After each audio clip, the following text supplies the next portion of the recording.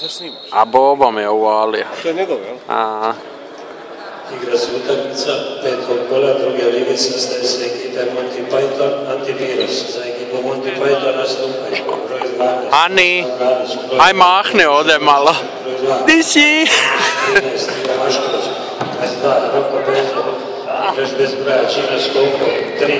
Petar Vatić. Bravo, Kuzma. A. Vičković, 7. Ivica Branković. Za ekipu Antivirus nastupaju broj 8. Boris Otak, 11. Ante Kuzmanić, 5. Slavko Sučić, 9. Anek Tomić, 18. Grgo Šiško, 10. Krunoslav Vesić, voditelj ekipe Ivo Šiško. Suci utakmice su Niko Veljak i Edo Bulić, vjeritelj Frano Kolovičić, delegat Ivan Milaznović.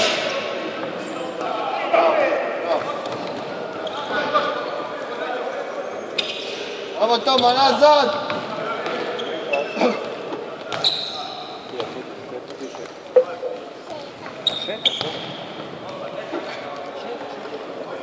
Nemoj daleko doći, ciganka. Malak je zavažan.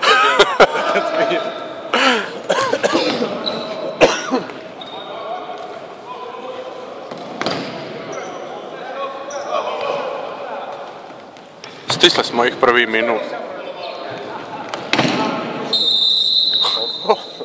Snima Ovo će ostati dokumentirano.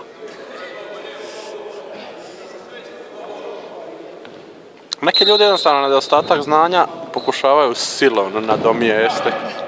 Mi kad trebali komentirati. Ne moramo se. Prvi akumulirani prekršaj. Nema potrebe za takvim nečim.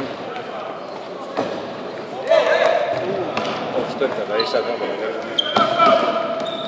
Bobo, snimate se! Saš ti kišo preuzeti, ne mogu ja gledat utakmicu ovako. Daj malo, prezime da snima. Njoj će mi zabaviti.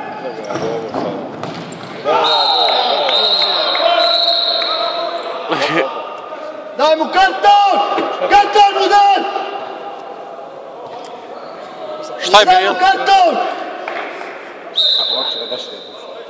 Hajde! Da, da, boli.